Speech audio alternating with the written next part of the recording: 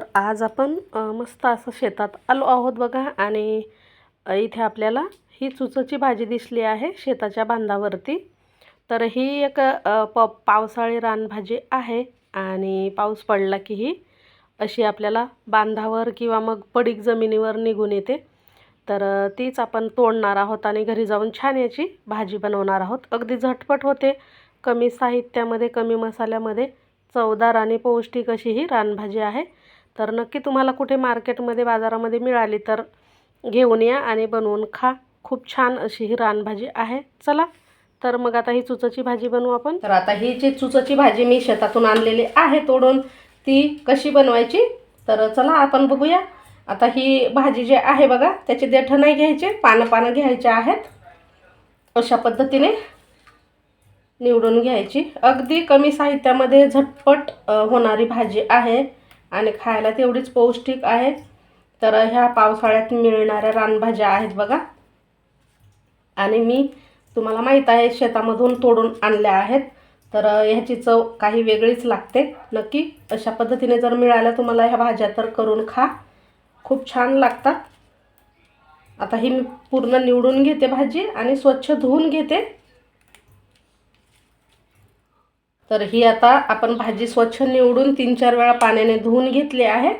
आता ती फोडणीमध्ये टाकणार आहोत. या भाजीला आधी शिजवायची गरज नाही आहे, डायरेक्ट आपण फोडणीमध्ये शिजवून घेणार आहोत, कारण हिला फार वेळ लागत नाही.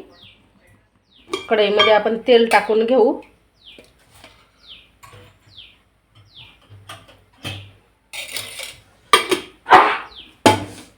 आता या तेलामध्ये आपण ही धुवून घेतलेली भाजी टाकायची आहे.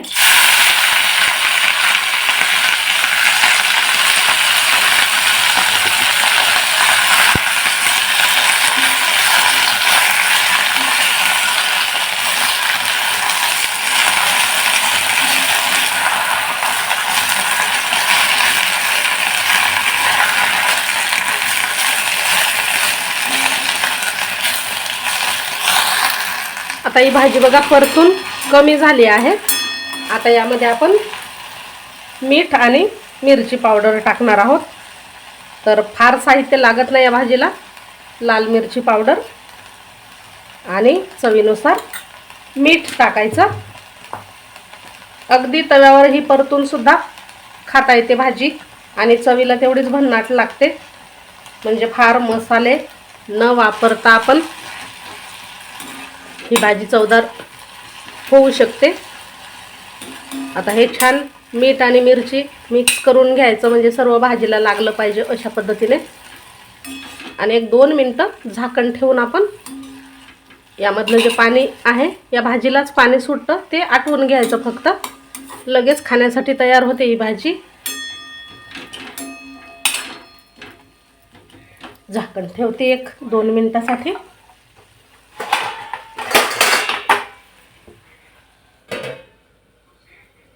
एक 2 मिनिटं आपण झाकून ही भाजी वाफवून घेतली आहे. यामधलं पाणी बघा संपूर्ण कोरडं करून घ्यायचं, म्हणजे भाजी खूप छान लागते चवीला. आता ही तुम्ही चपाती किंवा भाकरी बरोबर खाऊ शकता. आणि तुम्ही इथे पाहिलं आहे की ही रानभाजी करायला किती सोपी आहे. जर तुम्हाला ही चुचाची भाजी मिळाली ना, नक्की करून खा. कशी झाली आपली ही आजची रेसिपी नक्की कमेंट करून सांगा. व्हिडिओ आवडल्यास लाईक करा, शेअर करा. भेटू अशाच छानशा नवीन व्हिडिओमध्ये.